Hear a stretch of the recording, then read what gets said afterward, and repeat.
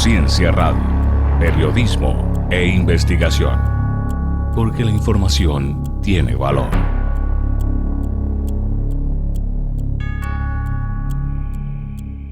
¿Qué tal? ¿Cómo están? Sean bienvenidos nuevamente aquí a CR Noticias. El día de hoy les voy a hablar sobre estas elecciones que se llevaron a cabo en México, donde, por supuesto, se presentaron impugnaciones sobre ellas porque está bajo escrutinio cómo se organizó todo. Sabemos que estas elecciones judiciales que se dieron el 1 de junio, donde supuestamente la mayoría de los ciudadanos eligieron por voto popular a jueces, magistrados y ministros del Poder Judicial, sí desataron una ola de críticas y amenazas de estas impugnaciones.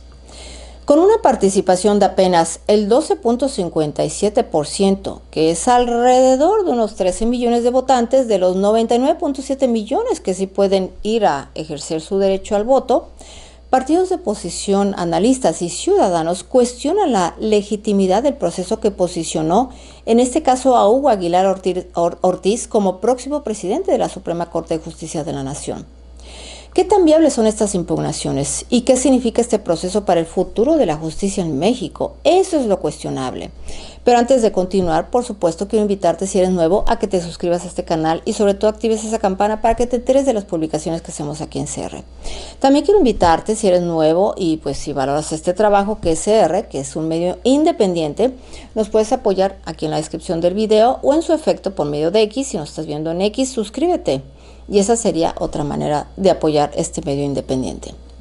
Bueno, pues continuando con este tema, el Instituto Nacional Electoral, lo que es el INE, reportó que el 99.98% de las 84.021 casillas previstas se instalaron, pero la jornada no estuvo exenta de problemas. Se registraron 1.770 incidentes, incluyendo 500 interferencias injustificadas y 313 cambios de ubicación de casillas. Aquí la Fiscalía Especializada en Delitos Electorales recibió 95 denuncias, destacando casos como en Nuevo León y en el caso de la alcaldía de Álvaro Obregón, donde se distribuyeron los famosos acordeones, promoviendo candidatos de Morena y violando la veda electoral. 2 de estas denuncias ya fueron remitidas a la Fiscalía General de la República. Ahora, la oposición liderada por el PRI y el PAN ha anunciado su intención de presentar recursos ante el Tribunal Electoral del Poder Judicial de la Federación para anular la elección, argumentando que la baja participación refleja una falta de legitimidad. Alejandro Moreno, líder del PRI, afirmó que el 95% de abstención, según sus cálculos, deslegitima el proceso, mientras que Jorge Romero del PAN planea investigar vínculos de los candidatos electos con el crimen organizado y llevar el caso a instancias hasta internacionales como la Corte Interamericana de Derechos Humanos. Ahora aquí vamos a las bases legales de estas impugnaciones, que eso es lo importante, porque por más que se diga y por más que se grite y por más que da bla bla bla bla bla, si es legal, pasa, si no, no. Ese es el problema. La Ley General del Sistema de Medios de Impugnación en materia electoral establece que las elecciones pueden anularse solo si se prueban violaciones graves a los principios constitucionales, como la libertad del voto o la equidad. Aquí en la libertad del voto es obvio con estos acordeones, no hubo libertad. Manipularon, es obvio. Y estas deben ser determinantes para el resultado.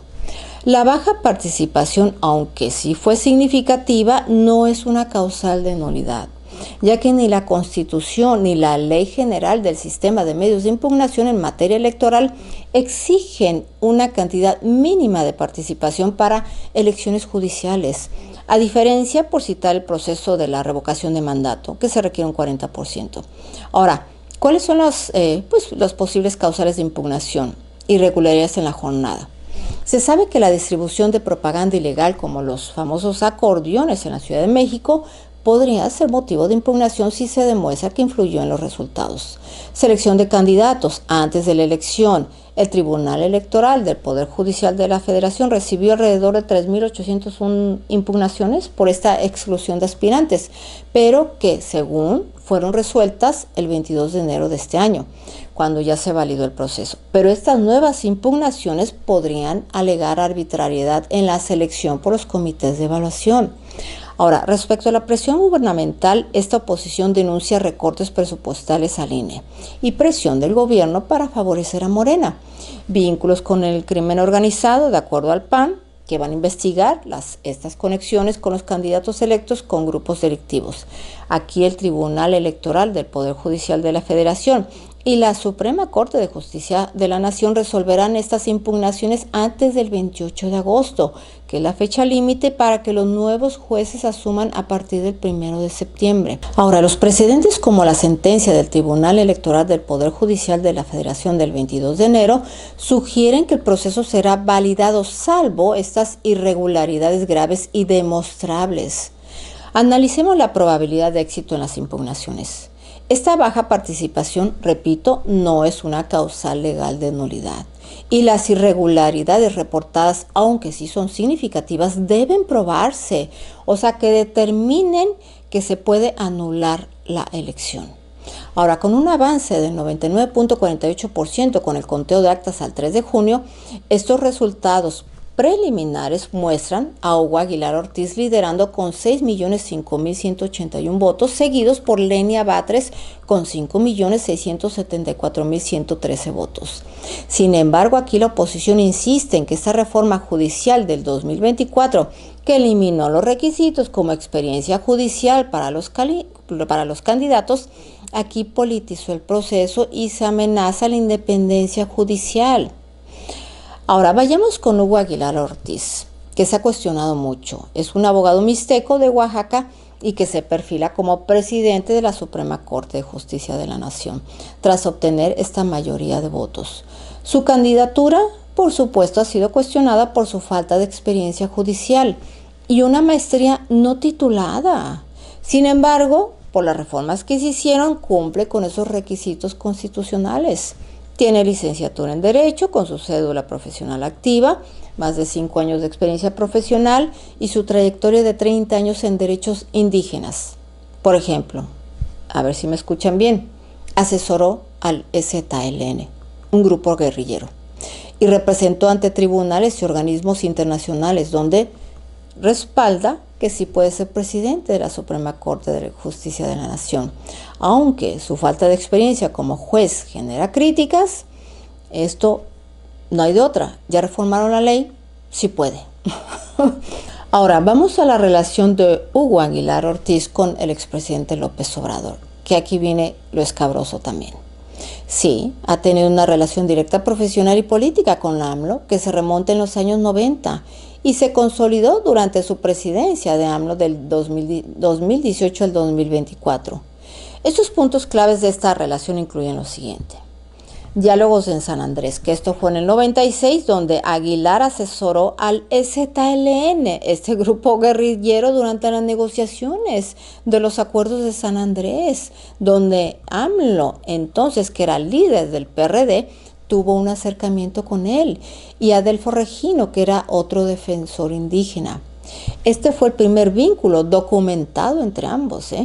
Ahora, el gobierno de AMLO, que fue del 18 al 24, se sabe que desde 2018 Aguilar fue nombrado Coordinador General de Derechos Indígenas en el Instituto Nacional de los Pueblos Indígenas, lo que es el INPI, cargo desde el cual supervisó consultas indígenas para proyectos prioritarios de AMLO.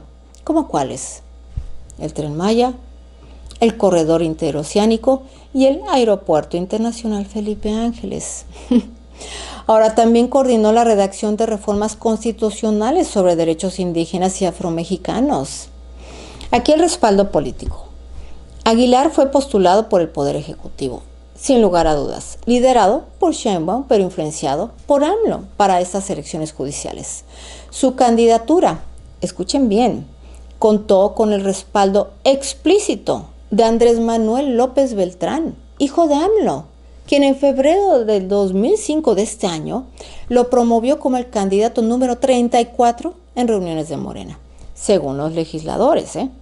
También hay publicaciones en Plataforma X donde señalan que Aguilar encabezó los acordeones, o sea, estas listas de candidatos promovidas por Morena, lo que sugiere una preferencia directa de AMLO. También aquí se ha demostrado una afinidad ideológica. Aguilar ha mostrado afinidad pública con la Cuarta Transformación, este proyecto político de AMLO, proponiendo una justicia congruente con la realidad y un enfoque pluricultural alineado con el discurso de inclusión del expresidente López Obrador. Y por supuesto, con todo esto que les acabo de mencionar, es como que se originan estas críticas sobre dicha relación. Por su lealtad a AMLO, por ejemplo, la senadora Xóchitl Gálvez afirmó que Aguilar, como funcionario del INPI, priorizó su lealtad a AMLO sobre los intereses de los pueblos indígenas.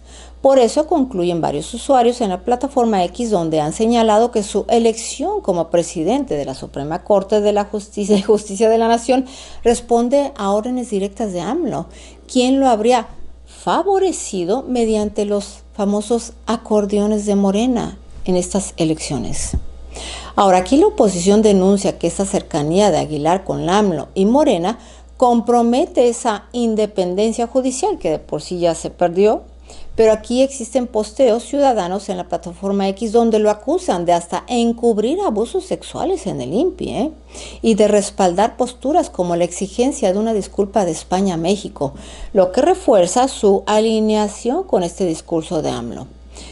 Lo que es el EZLN y su ruptura que se dio en el 2010, donde este mismo grupo guerrillero desconoció a Aguilar y también a Adelfo Regino por unirse a la administración de Gabino Cue allí en Oaxaca, sugiere que su relación con AMLO, fortalecida en el gobierno federal, marcó un distanciamiento de movimientos indígenas más radicales como este grupo guerrillero que es el EZLN. Ahora, la relación de Aguilar con AMLO es un eje central de estas posibles impugnaciones. La oposición podría argumentar que su candidatura fue favorecida por Morena, respaldada por AMLO mediante propaganda ilegal como estos acordeones. Sin embargo, probar que esta influencia alteró los resultados, considero que es complicado. La verdad, les voy a decir por qué. Porque siempre, cuando ya se están dando resultados y ya se están dando virtuales ganadores, en este caso de Aguilar, que obtuvo 6.005.181 votos, superando lo que es Alenia Batres, que es otra candidata afín a Morena, pues las acusaciones que se hagan y todas las impugnaciones que se hagan, yo lo veo difícil que ya lo remuevan o cancelen estas elecciones, porque siempre ha ocurrido en México. México, elecciones que se dan y que no se dan de una manera transparencia, presentan 20,000 impugnaciones a pesar de todo eso y se queda igual. Y esto es aquí y en todas partes, Entonces, estas acusaciones de politización sí requieren esta evidencia de coacción o manipulación electoral, lo cual yo espero que sí se presenten estas evidencias y sobre todo las den a conocer públicamente para que se dé esa certeza a la ciudadanía de que se pueden impugnar dichas elecciones. Aquí lo que se puede concluir que las impugnaciones a las elecciones judiciales con esta urgente necesidad de pruebas concretas de violaciones determinantes para anular las elecciones, como la relación de Aguilar con AMLO, quizás evidenciada por su trabajo en el INPI y su respaldo por López Beltrán y su alineación con la 4T, puede constituir una causa legal de nulidad si se muestran las evidencias de manipulación electoral. Y por supuesto aquí el futuro del Poder Judicial dependerá de cómo se resuelvan estas disputas a través del Tribunal Electoral del Poder Judicial de la Federación. Pues así estamos ahorita. Yo la verdad dudo, les soy sincera, porque siempre cuando se llevan unas elecciones en México, como salen, se respetan, a pesar de las 20,000 disputas que pongan, impugnaciones y demás, se queda igual todo. Eso es lo triste. Por eso yo digo, pues ya, se perdió el sistema judicial en México. Pues llegamos al final de esta transmisión SR y nos vemos nuevamente en otra actualización, dependiendo de cómo vaya avanzando estos resultados y estas disputas que presenten en el Tribunal Electoral del Poder Judicial de la Federación. Conciencia Radio TV.